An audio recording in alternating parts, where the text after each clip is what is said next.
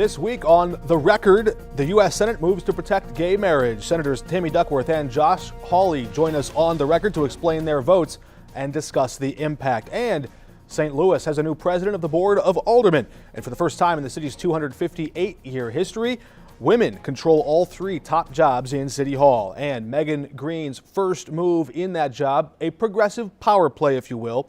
She reshuffles the deck to install progressive allies of hers in key committees, paving a smoother path for her agenda. Plus, Illinois moves to make changes to the law abolishing cash bail.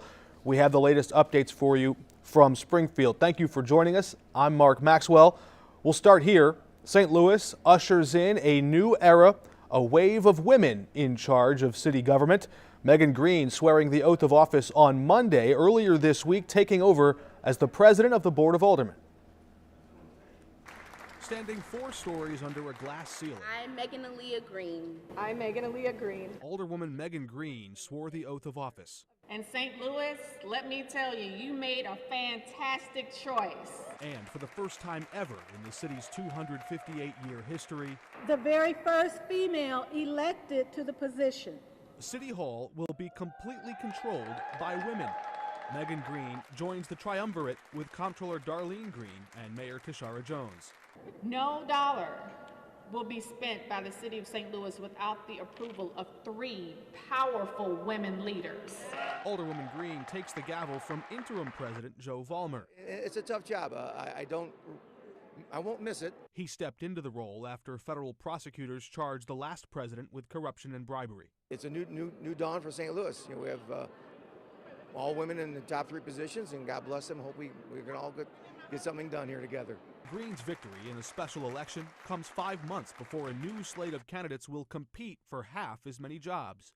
We must prepare the 28-member Board of Aldermen to be reorganized as a body of 14 members. I think we're in a new era right now of change in the city, so I think it's a really great opportunity. Newcomer Daniela Velasquez filed her petitions to fill the open ward seat left by Megan Green. The mayor, the comptroller, and the new president of the board just ushers in a whole new era of change. In her inaugural address, Green vowed to hit a reset button. I promise an end to the toxic culture in the chamber over the past few years. Those bully days are over. Her rise to power, giving a green light to Mayor Tashara Jones' progressive agenda. We must increase the availability of affordable housing, pursue efforts to prevent the need for evictions, ensure the right to form unions, and ensure that public benefits are attached to all publicly subsidized projects. In her inaugural address, Green also revived old talks of appointing new members to a board of freeholders. That's a process that could one day result in some form of merging city and county governments in St. Louis, though the specifics are far off in the future and at this moment unclear. Green's comments, though, echoed similar remarks from County Executive Sam Page, remarks he made the day after winning re-election. All of that raising questions for Mayor Tashara Jones about just how willing she'd be or how far she might go to merge parts of city and county government. The city and the county getting together, the 150-year-old problem, I think there's always a chance that we can resolve that. The day after his re-election to a full 4-year term, St. Louis County Executive Sam Page signaled his support for merging portions of city and county government. We know that realigning services would save a lot of money, but we have to go into the details of that. We need to understand the details of that. Weeks later, in her inaugural address, incoming St. Louis City Board of Aldermen President Megan Green opened the door to the city reviving that stalled process. Finally, we must implement a charter commission, and should the mayor choose to pursue it, confirm new freeholders to improve city government and encourage regional cooperation. Her predecessor, Lewis Reed, blocked the former mayor's appointments to the Board of Freeholders, killing that plan in its tracks. A lot of times in government, they're too short-sighted. Former Brentwood Mayor Pat Kelly is the executive director of the Municipal League. I think it's great. I mean, I think it's as an elected officials, they shouldn't be afraid to have those conversations. He says despite failed attempts in the past, a new focused approach could still happen. St. Louis City coming into the county as a municipality, I think that would be a hard sell. Jared Boyd is the chief of staff for Mayor Tashara Jones. The mayor's office nor the county executive's office have ever discussed a full-scale merger or full So that is off the table from to start with. He pumped the brakes on any major merger talks. The city and the county need to work on strengthening our regional muscles before we talk about any wholesale mergers or any large-scale consolidation. But also said that same path could provide practical solutions to start shrinking bureaucracy or sharing the burden of local government. We would be open, I think, to conversations on what some of those areas could be. New Board of Alderman President Megan Green took one of the first steps in office, and that was to pave the way for her progressive agenda to have an easier path to land on the mayor's desk and become a city ordinance or part of the city's governance moving forward. She installed a number of her progressive allies on key committees like Housing and Urban Development that would take and give more of an easier path for her agenda there. We had hoped to hear from Alderman Tom Oldenburg, who might be considering a run against her in the spring election. Today on this program live in studio, unfortunately, he had to cancel at the last minute. We still have plans to reschedule and hear from Alderman Oldenburg in the days and weeks to come.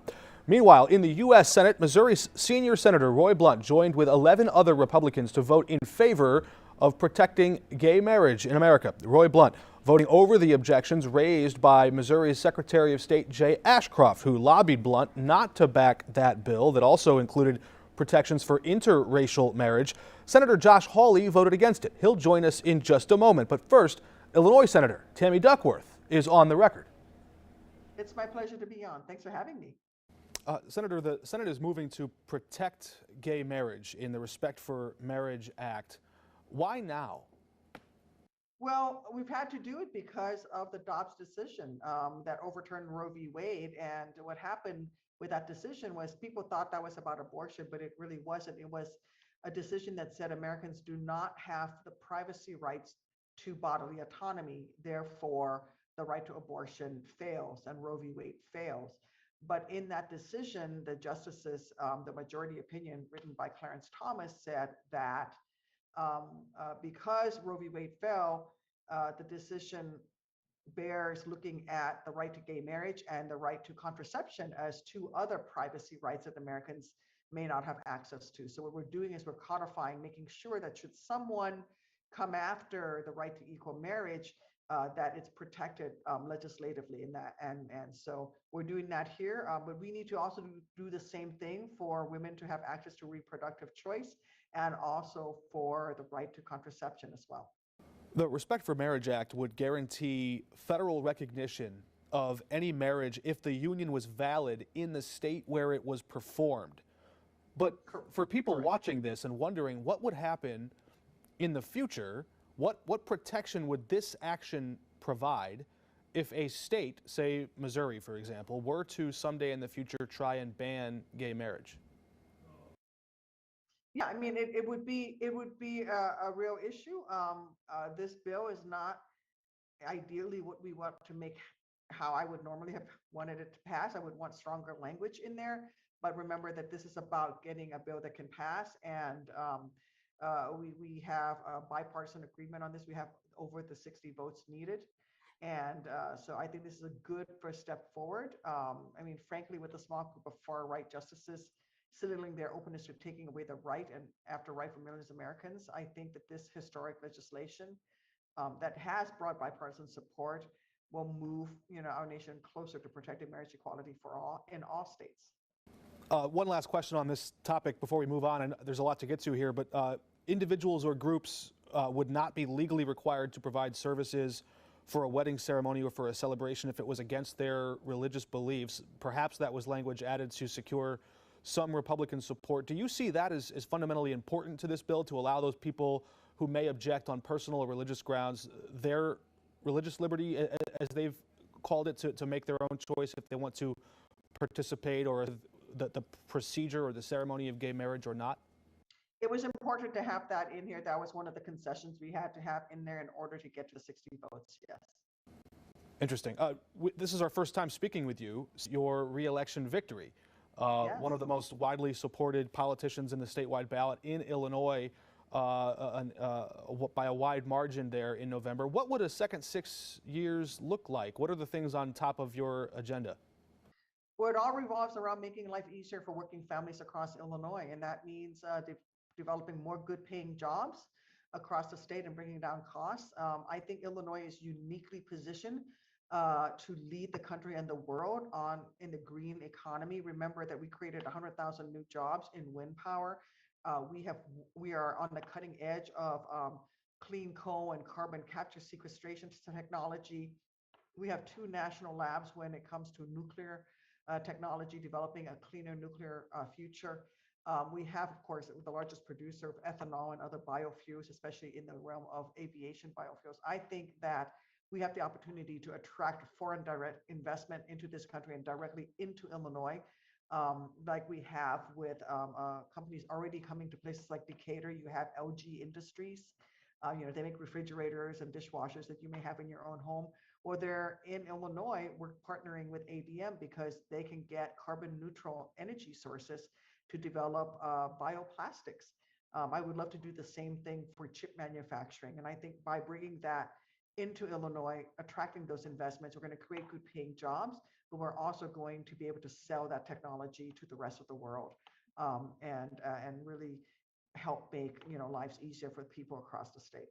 All right, and I know we're running out of time. Just real quickly before we let you go, that we've seen reports that perhaps the Democratic Party is not going to grant Illinois that status as an early primary voting state in 2024. Do you consider that a dead issue? Do you hope to revive those talks? Is there any chance at all of Illinois being in the mix still? I mean, I think that those talks are still ongoing, that Illinois would obviously be in the mix. We certainly represent the rest of the country very well in terms of demographics. I will tell you, though, that my focus really is on getting the Democratic National Convention to Illinois, and we're bidding for that, and we're working hard on that effort. It's my pleasure to be on. Thanks for having me. And since then, the New York Times has now reported that early voting could go to Michigan, not to Illinois. Senator Duckworth there saying that perhaps Illinois still has a fighting shot at bringing the Democratic National Convention to the land of Lincoln in 2024. That was the blue state perspective on some of the action in Washington on Capitol Hill this week. Now for the red state perspective, Missouri Senator Josh Hawley is on the record. Hello, Mark. Thanks for joining us. Sure.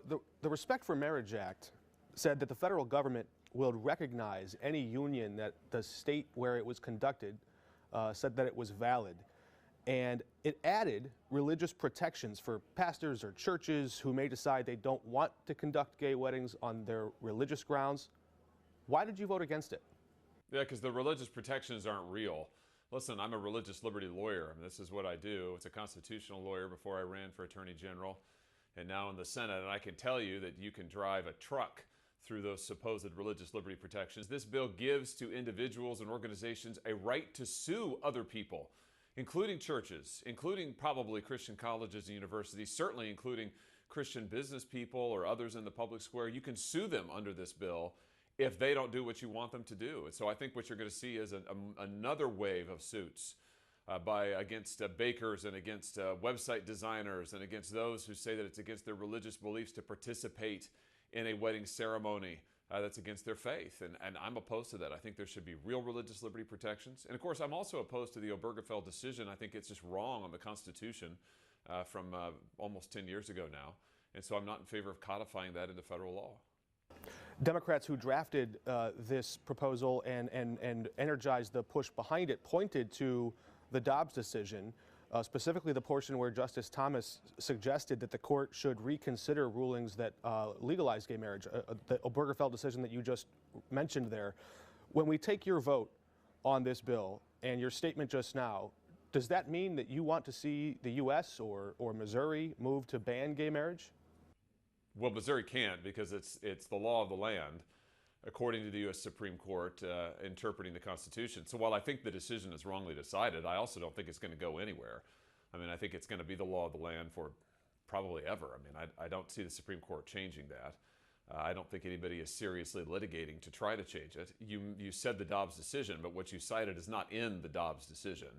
It is a single concurrence from Justice Thomas that is his own opinion, which he's welcome to express his own views. Justices do that all the time. That was one vote out of 9. So I don't think Obergefell's going anywhere anytime soon. I raised his opinion because at the time you specifically said you agreed with portions of Justice Thomas. I wondered if you agreed with that part of it, that you wanted to see, and you just said you disagreed with Obergefell. Yeah, I do. I think Obergefell's wrongly decided, but do I think it's going to be overturned? No. And do I think that that ought to be a top project? No. I see. On top projects and on priorities of the party, a recent Gallup poll, which surveys the views and values of Americans, found that in 2022, support for gay marriage reached an all-time high at 71%.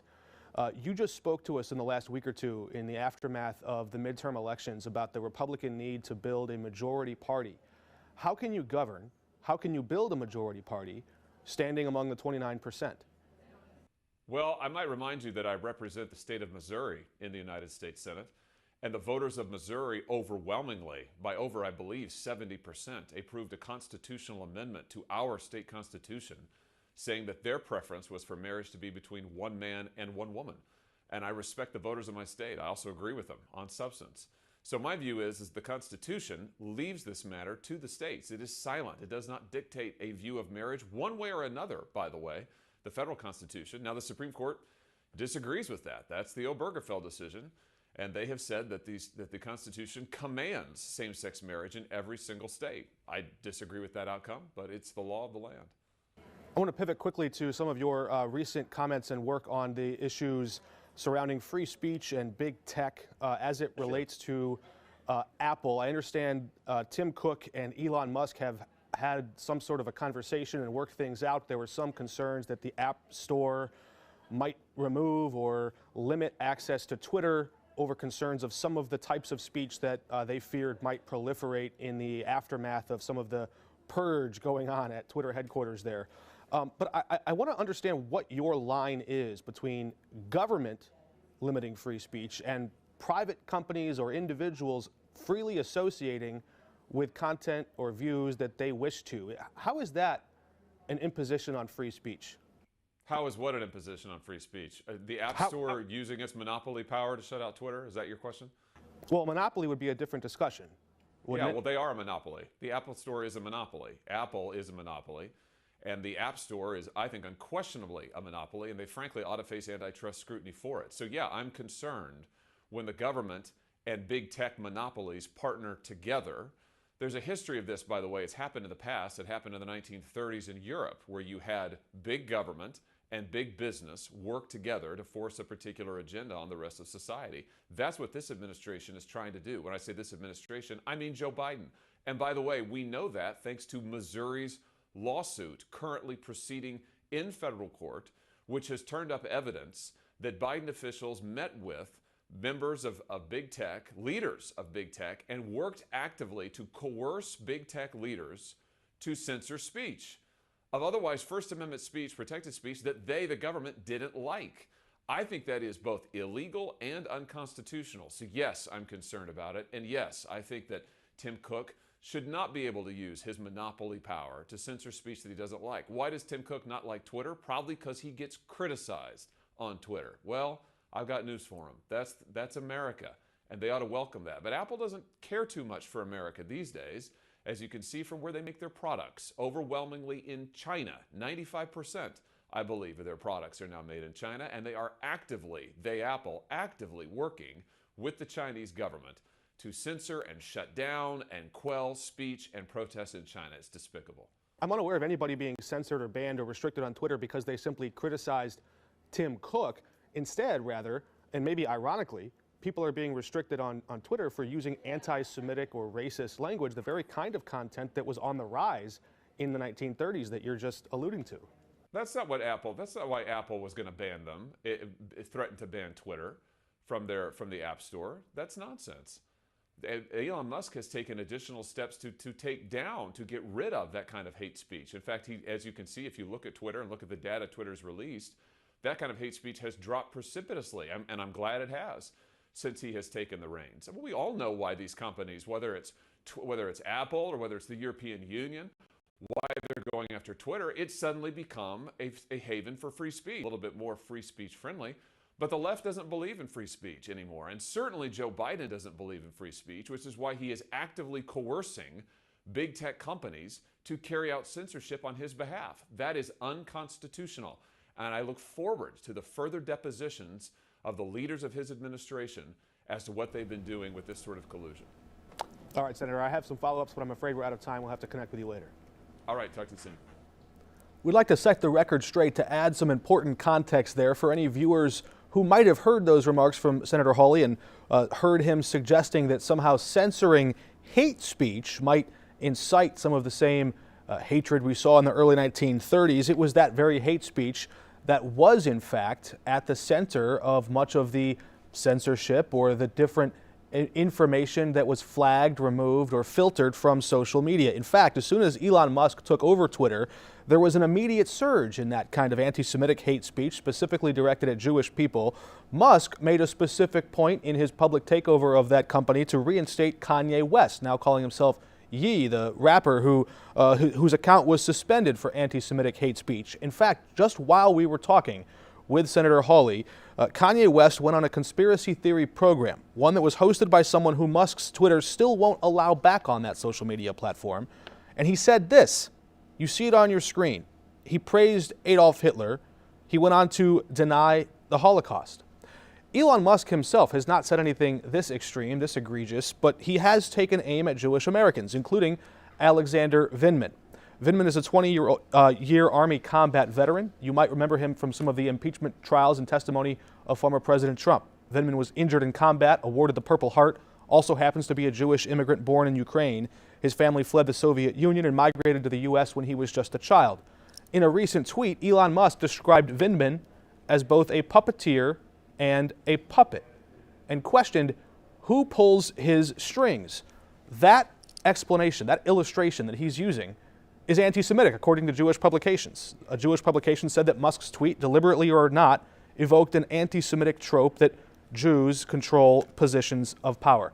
These are the types of speech, and these are the types of speakers that are being promoted on Twitter's platform, re-platformed, brought back into the limelight, and Elon Musk making a point to say we're not going to limit or censor or remove those types of speakers. Also, advertisers, nearly half of the major advertisers on Twitter have started exercising their free speech, their right of free association, by pulling their paid advertisements from that platform for fear that their brand would be associated next to some of that racist or anti-Semitic commentary or images. The idea about the Apple App Store censoring Twitter or removing Twitter came from Yoel Roth. Yoel Roth was the person who Elon Musk promoted to the head of public safety before he later stepped down and said he feared that Twitter was heading in the wrong direction, something that could be damaging and harmful in the way that it allows or any kind of hateful speech to proliferate. We'll leave it there for now. We look forward to having Senator Hawley back on our program to talk more about big tech and where you get your information and what you can trust. Let's go back across the river for now to Illinois, where just moments ago, the Illinois Senate, all of them Democrats, voted to advance new changes to the Safety Act, the law that abolishes cash bail, making the land of Lincoln the first state in the nation to do that on January 1st. The House could take similar action any moment now. We're tracking that and could have updates for you on our TV broadcast tonight at 5 and 6 o'clock. But for now, here's a quick look at some of those changes up for debate in Springfield. We needed to add more details. Democrats went back to the drawing board to clarify confusion in a new law abolishing cash bail before a New Year's Day deadline. Literally on December 31st at 11:59 on New Year's Eve, and 1 minute later, a brand new law goes live and we will have a new system. An Illinois court is scheduled to hear arguments from state's attorneys next week after they sued to block that law from taking effect. Part of the amendment here is trying to address issues in the lawsuits. John Curran is the newly elected Senate Republican leader. Would you characterize this as an improved bill? It is improved, yes. Does it still jeopardize public safety? Yes. The revised plan would expand the law to allow judges to detain suspects accused of all felonies if they deem that suspect a willful flight risk, a threat to public safety, and it adds explicit language allowing pretrial detention for crimes like second-degree murder, arson, and kidnapping. The beauty about what we're doing now is our goal is to keep people that are dangerous, they'll remain locked up and they won't have a bail. Peoria Democrat Jahan Gordon Booth says the new system will close a current loophole in public safety policy and crack down on violent offenders or domestic abusers. You could commit a heinous crime and be given a bail, say on Christmas Day, but on January 1, there will be no more bail. Still, Curran, a former prosecutor, wants to expand that list to include a broader range of nonviolent drug-related crimes. We are limiting the discretion of judges. Despite pending changes to the law, states' attorneys plan to press on with their legal challenges. But the issues will still be ripe for the court and ultimately the Supreme Court to decide. And we needed to add more. During floor debate in the Senate moments ago, when Democrats passed that debate, Republicans objected to the fact that nonviolent burglary was not listed as a crime or a charge where a judge could keep that criminal defendant detained until their trial. However, the bill explicitly says any act of burglary that involves breaking into a home, breaking into a car when someone is in it, or any act of burglary where there is a use of force against another person or violence, that would qualify for someone to be detained. That in addition to second-degree murder, to arson, to any number of other of those violent offenses that you might have seen in the viral memes circulating on the internet or maybe in publications leading up to the election. A lot of those have died off since, and now the law appears to be changing, the House taking that measure up for a vote here in the next few moments. That does it for us this week. Thank you for joining us. We hope that you'll be back with us at the same time. Again, our programming adjustment. This is our first week joining you live on Thursday. We will be right back here with you at the same time next week. Until then, we're off the record.